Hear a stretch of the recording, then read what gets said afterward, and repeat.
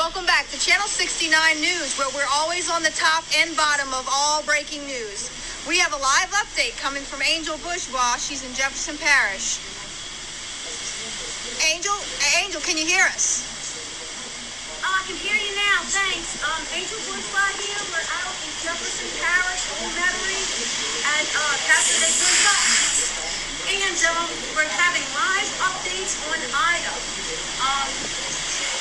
The winds, we're expecting winds of about 200. And around here, the power has been going on and off. And right now, my camera girl's electricity is off. So I hope you picked up on the crack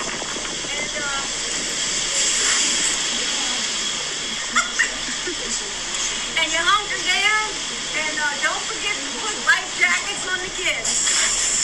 Back to you, Sally.